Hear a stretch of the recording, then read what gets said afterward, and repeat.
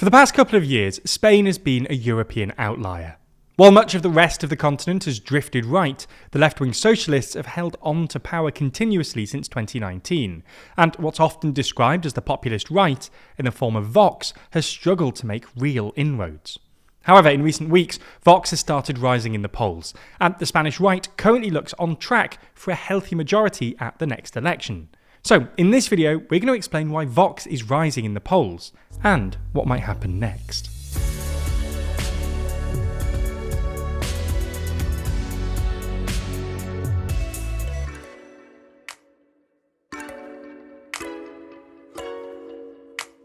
Dive deeper into politics with our magazine Too Long. Yes, we made a real physical magazine. In the latest issue, we discuss how El Salvador and Kosovo became 21st century penal colonies. We ask 6 experts what drives anti-establishment sentiment around the world, and ask if we're observing the end of the American order. Find out more by clicking the link in the description. So let's start with a bit of context. For most of its democratic history, Spain's politics has been dominated by 2 big parties. The more left-wing Spanish Socialist Workers' Party, commonly known just as the Socialists, and the more right-wing People's Party, commonly known as just PP. Vox was originally created as an offshoot of the People's Party in 2013, founded by disillusioned People's Party politicians and party members who thought the People's Party had become too left-wing in certain respects. Vox were especially focused on the question of devolution. They thought that political power should be more centralised, with more power invested in Spain's national government and less autonomy for Spain's regions. For context, Spain is split into 17 autonomous communities and 2 autonomous cities, which all have a fair bit of political independence, in accordance with Spain's 1978 constitution. Anyway, for most of its existence, Vox have struggled electorally. They failed to win any seats at the 2014 European elections and won just 0.2% of the vote at the 2015 and 2016 general elections. Vox saw a surge in support during the 2017-18 constitutional crisis, when the Catalan regional government made a sudden push for independence. Vox's hardline stance against the Catalan independence movement and their wider push for political centralisation made them popular with Spanish voters who opposed Catalan independence, and Vox performed well at the Andalusian regional elections in late 2018, winning 11% of the vote and forming a governing coalition with the People's Party and Ciudadanos. Vox were expected to do well at the national elections in April 2019, but they underperformed the polls, winning just 10% of the vote. They did slightly better at the November 2019 elections, winning 15% of the vote, but fell back down at the next elections in 2023, winning just 12%. Why Vox struggled electorally during this time is still much disputed, but we see at least 3 reasons.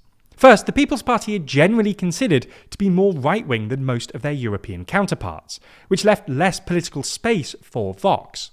Second, Vox struggled to present itself as an anti-establishment party, both because it was literally an offshoot of the People's Party and because it kept on entering into regional government coalitions with the People's Party, which also proved that, for all their furious criticism of the two-party duopoly, Vox weren't actually much better at governing. Third, a lot of Vox's success in 2018 and 2019 was to do with the Catalonia issue. But Vox's other policies just weren't that popular. Vox is vaguely Eurosceptic and staunchly anti-immigration, but these policies don't land as well in Spain, in large part because the Spanish electorate is both more pro-EU and pro-immigrant than the European average. Very few Spaniards want to leave the EU, and a Pew poll in 2018 found that Spaniards were quite literally the most pro-immigrant electorate in Europe, and by quite some distance. Vox's economic policies were also pretty right-wing, with the party generally advocating for dramatic tax and spending cuts. These policies appealed to wealthier People's Party voters, but not to the sort of anti-establishment voters that Vox needed if it was to replicate the electoral success of other right-wing upstarts in Europe. And there's a fair bit of international evidence to suggest that populist parties do better when they combine right-wing social policies with left-wing economic policies. However, in recent weeks, Vox has started rising in the polls. Politico's poll aggregator currently has them at 15%, the highest figure in about 3 years.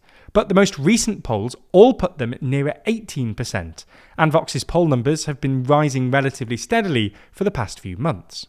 Furthermore, unlike other times they've risen in the polls, this time Vox's rise doesn't seem to have come at the direct expense of the People's Party. This time, however, Vox has been rising while the People's Party has held steady, and the two parties combined have 50% of the vote for the first time ever. So why are Vox on the rise? Well, we see at least 4 potential reasons. The first is that Spain seems to be experiencing the Gen Z gender divide we've seen in other countries. Vox has always been more popular with men than women, and polling suggests the party's recent rise has been largely driven by young men.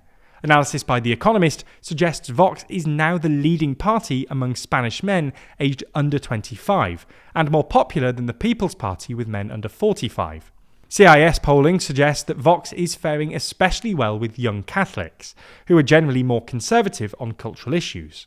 Second, since the 2023 election, Vox has focused less on neoliberal economic policies and more on culturally conservative issues, which has allowed Vox to appeal to more than just disillusioned People's Party voters. Third, while immigration doesn't dominate Spanish politics in the same way it does in many other countries, it's nonetheless rising up voters' list of priorities, and CIS polling found that it's now the third most cited issue after housing and corruption.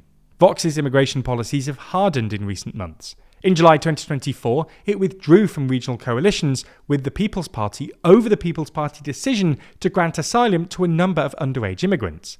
And in June, the party published an economic and housing programme calling for remigration of immigrants who, quote, decide not to integrate, and the reversal of all the regularisations carried out by the two-party system. In practice, this would mean deporting more than 1 million people covered by the 6 immigration amnesties carried out in the past 40 years or so. Vox also hit the headlines recently for supporting a ban on Muslim religious festivals in public spaces in the Spanish town of Jumilla. And Vox's leader, Santiago Abascal, even accused Spanish bishops who opposed the measure of being influenced by government subsidies tied to immigration programs, or by anxieties over ongoing investigations into clerical sexual abuse in the church. But the fourth and perhaps most significant reason is the apparent shortcomings of the two main parties. The socialists have been mired in corruption scandals for months, and the People's Party's current leader, Alberto Feijóo, doesn't arouse much enthusiasm. While he's tried to tack to the right since becoming party leader, Feijóo built a reputation as a seasoned moderate during his long tenure as regional president of Galicia, which has left more political space for more radical parties like Vox. All in all, while Vox still aren't doing as well as many of their European counterparts, persistent dissatisfaction with the two main parties means they could rise further in the polls. And either way, it's hard to see the socialists holding on at the next election. Now, when you're diving into complicated topics such as this, it's quite easy to get caught up in what you know without even missing a beat. But what about the stories you don't see? Or what happens when the stories you do see are purposefully leaving out information to try and sway your thinking? Thankfully, our sponsor this week, Ground News, are experts at helping with just that. Ground News is a website and app that collects thousands of articles from around the world and puts them all in one place for you to easily compare how news is being covered by different outlets online. For each and every story, you can see the number of sources reporting on it, as well as the political bias, factuality, and ownership of said sources. For example, if we take this story on Jumilla banning Muslim festivals in public spaces, you can see that there were 129 sources reporting on it, with 17 of them coming from the left and 16 of them coming from the right. You can even compare the headlines to see what either side is saying, with the left framing the town's ban on Muslim religious celebrations primarily as a stark act of Islamophobia, in contrast to the right, which framed the ban as a defence of Spanish identity and tradition, portraying the ban as a necessary legal measure to maintain social cohesion and public order. That's not all though. Ground News has tons of super handy features.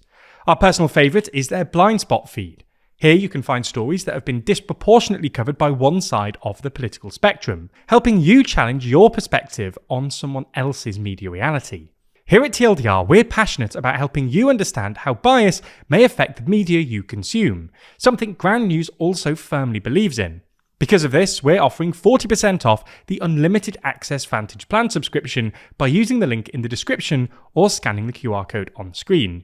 You can only access this discount through our link, so make sure you go to ground.news/TLDR or click the link in the description to get started today.